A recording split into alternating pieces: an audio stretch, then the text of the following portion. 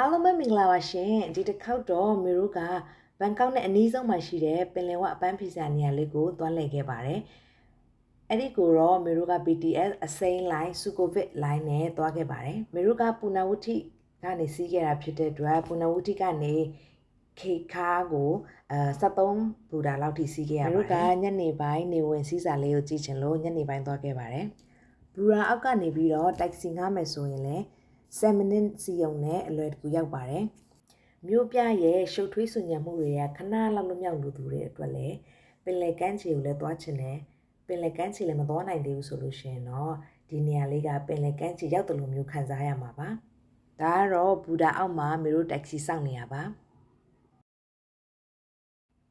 ကဲရောက်ပါပြီဒါလေးကတော့ Ceylon Bamboo ရဲ့အဝင်ဝလေးပါအဝင်ဝမှာတော့လက်ဆောင်ဝယ်လို့ရတဲ့လက်ဝတ်ရတနာပစ္စည်းဆိုင်လေးတွေ handmade ဆိုင်လေးတွေခေါင်းဆောင်လေးတွေလည်းရောင်းပေးတယ်ပြီးတော့ဒီမှာ coffee shop အသေးစားလေးတွေက bakery လေးတွေကအများကြီးရှိရပေါ့နော်ဒီရဲ့ bakery ရဲ့ကိတ်မုံလေးလည်းအရန်စားလို့ကောင်းပါတယ်ဒါတော့မေတို့အထဲထဲကိုဝင်လာပြီပေါ့နော်ဒီအနောက်ကမြင်နေရတာကတော့စားတောက်ဆိုင်အခန်းတွေဖြစ်ပါတယ်ဒီအမိုးအောက်မှာရှိနေတဲ့ဟာတော့ coffee နဲ့ snack တွေရပြီးတော့အပြင်ဘက်မှာကတော့ပင်လယ်ဝကိုကြည့်ရင်လည်းစားတောက်လို့ရတယ်စားတောက်ဆိုင်အတိုင်းရှိပါတယ်ဒီနေရာလေးကဘန်ကောက်မြို့နဲ့ကပ်ရက်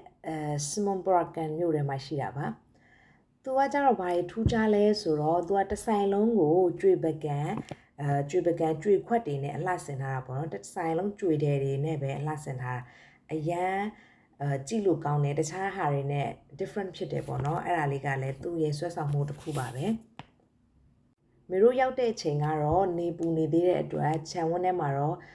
နေပူတယ်ပြီးတော့သူတို့ကတော့လေအေးလေးတွေမှုတ်ပေးထားတယ်ပေါ့နော်တစ်ပင်တွေလည်းရှိတဲ့ခါကျတော့ဝင်းထဲမှာတော့အရင်ကြီးတော့ပူမနေဘူးပေါ့လေအေးလေးလည်းမှုတ်ပေးထားတယ်တစ်ပင်အရိပ်ကလေးတွေလည်းရှိတဲ့ခါကျတော့ဒါပေမဲ့အဲ့ဒီချိန်ကလူတွေကတော့ဒီစားတောက်ဆိုင်ဝန်းထဲမှာတော့နေရာမျိုးကြသေးဘူးထိုင်တဲ့နေရာမှာနေအရန်ရှိန်တော့လေမေတို့လည်းရောက်ချင်းဒီခြံဝန်းတစ်ခုလုံးကိုလိုက်ပြီးတော့အရင်ဆုံးလေ့လာရတယ်ပေါ့နော်ဒါကတော့ပင်လယ်ဝနေရာလေးပါ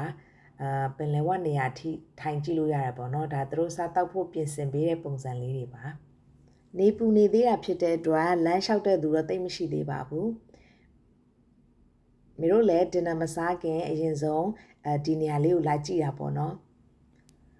သူကလမ်းလျှောက်စရာနေရာလေးလုပ်ပေးထားတယ်လမ်းလေးလုပ်ပေးထားတယ်တစ်ဖက်မှာကျတော့စားတောက်ဆိုင်တန်းနေရှိတယ်တစ်ဖက်မှာကျတော့ပင်လယ်ပြင်ပေါ့နော်သူကအမှခုံတန်းလေးမှာလည်းထိုင်ပြီးတော့ကြည့်လို့ရအောင်ခုံတန်းလေးလည်းပြင်ဆင်ပေးထားတယ်ဒီကြောက်ဆောင်လေးတွေကိုရေလှိုင်းလာရိုက်တဲ့အတန်လေးတွေကလည်းအရန်ကိုနားထောင်လို့ကောင်းတယ်ပပတော့ဆဖီဆွဲနေပေမဲ့ baby လေးကတော့ trolley ထဲမှာမနေချင်တော့ပါဘူးအဲ့ဒါကတော့ baby လေးတွေနဲ့သွားတဲ့အားနဲ့ချက်ပါပဲဒီနေ့ကတော့တကယ်ကိုတာယာတဲ့နေ့လေးပါပဲကောင်းကင်လေးတွေကလည်းပြားတိမ်လေးတွေကလည်းလွင့်ကဲမေတို့တင်နစားဖို့အတွက်အထဲကိုပြန်ဝင်လာပါပြီအခုတော့အထဲမှာနေတော့နည်းနည်းရိတ်သွားပြီပေါ့နော်အထဲမှာလူတွေလည်းတော်တော်များများရောက်နေကြပြီဒါကတော့အမိုးတွေမှာကောဒီစပွဲတစ်ခုချင်းစီရဲ့အပေါ်မှာကောခွက်ကလေးတွေပကံလေးတွေဇလုံးလေးတွေနဲ့ကတော့ဆိုင်လုံးကတော့ decoration ဆင်ထားတာပေါ့နော်သူကအပြအစိမ်းအဖြူအမဲအဲ့လိုမျိုး matching ဖြစ်တဲ့ color လေးတွေနဲ့ decoration ဆင်ထားတာအရန်ကြည့်လို့ကောင်းတယ်ဒီအတွင်းပိုင်းဆိုင်လေးတွေကတော့သူကအစားတောက်မရဘူးပေါ့နော်အစားတောက်ဆိုတာ dinner မရဘူးသူက snack နဲ့ drinks ပဲရတယ်ပေါ့နော်ဒီအတွင်းပိုင်းဆိုင်လေးကအစားတောက်ကတော့ဈေးနှုန်းနည်းနည်းများပြီးတော့ရတာတော့ပုံမှန်ပဲပေါ့နော်မျိုးတော့ဒီနေရာလေးကိုအစားတောက်အထီးကလာတာမျိုးမဟုတ်ပဲနဲ့ဒီ decoration လေးရဲ့ဒီပင်လယ်ပြင်လေးရဲ့ကိုကြည့်ရှုဖို့အတွက်လာတာဖြစ်တဲ့အတွက်အစားတောက်ကိုတော့ main မပြောပြထားတော့ဘူးเนาะ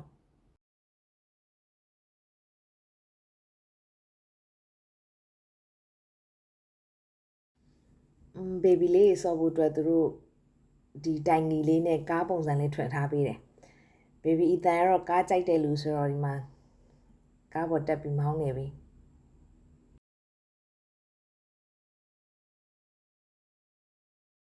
ခြံဝင်းထဲမှာလည်းပန်းပင်သေးသေးလေးတွေကိုပန်းအိုးပုံစံမျိုးစုံနဲ့အလှဆင်ထားပါတယ်တချို့ဟာလေးဆိုလို့ရှိရင်ပန်းအိုးကြီးပဲလည်းအလှဆင်ထားတာတွေရှိပါတယ် ဒီလိုမျိုးထိုင်စရာနေရာလေးတွေလည်းလုပ်ပေးထားတယ် baby အတန်ကတော့ပျော်နေပြီ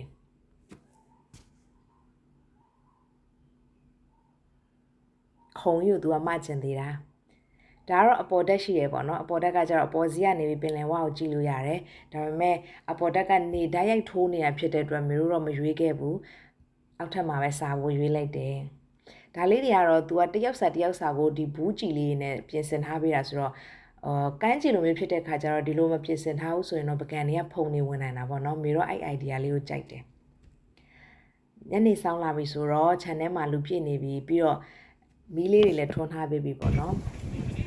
ဆိုတော့မေတို့ကတော့ဒင်နာစားတာလေးတော့မရိုက်လိုက်ရဘူးဘီဘီလေးနဲ့ဆိုတော့လေအခုတော့စားပြီးလို့ပပနဲ့လမ်းချောက်ထွက်နေပါပြီ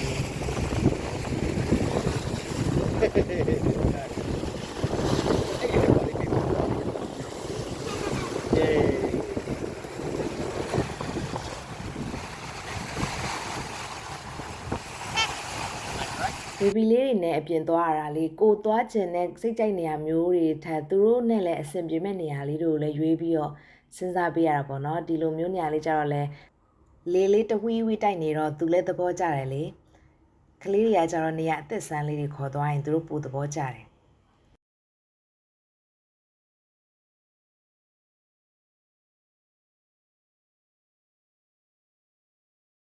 သူကနေဝင်သွားပြီဆိုတော့တစ်ဆိုင်လုံးမီးလေးတွေနဲ့ဆိုတော့တမျိုးလှသွားပြန်ရောဒါကကြတော့အရှိကိုဆက်လျှောက်သွားလို့ရှိရင်ရှိတဲ့နေရာလေးပေါ့နော်သူ့ဆိုင်လေးကကြတော့မေမျိုးတို့ဘာလို့ရောက်သွားသလိုမျိုးလေးတိုက်အိမ်လေးနဲ့ခြံဝန်းလေးထဲမှာ restaurant လေးဖွင့်ထားတာပေါ့နော်ဒါကြတော့မေတို့ပြန်ဖို့အတွက်ပြန်ဝင်လာပါပြီလာတော့က decoration နဲ့အခုပြန်တဲ့ခါကျတော့တစ်ဆိုင်လုံးမိဖွင့်ထားတဲ့ decoration လေးကမတူဘူးပေါ့နော်ရတာနှစ်မျိုးခံစားရတယ်ဒါလေးကတော့ toilet လေးကလည်းချစ်စရာကောင်းလို့မေရိုက်လိုက်တယ်ဒီဟာကြတော့လက်ဆောင်ပစ္စည်းဝယ်ဆိုင်လေးပေါ့နော်သူကcoffee ကွက်တွေပကံလေးတွေပေါ့နော်သူ့ရဲ့ဆိုင်ရဲ့ themes ပုံစံပေါ့သူ့ဆိုင်မှာ decoration ဆင်ထားတဲ့ပစ္စည်းလေးတွေပုံစံမျိုးဒီမှာရောင်းပေးတယ်ပေါ့နော်အိမ်ပြန်လက်ဆောင်လည်းဝယ်သွားလို့ရပါတယ်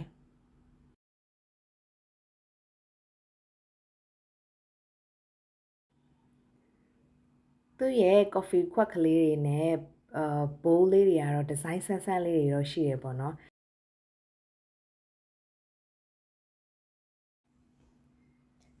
မေတို့ပြန်တော့မယ်တိုက်စီငိုင်းနဲ့မေတို့စောင့်နေပါတယ်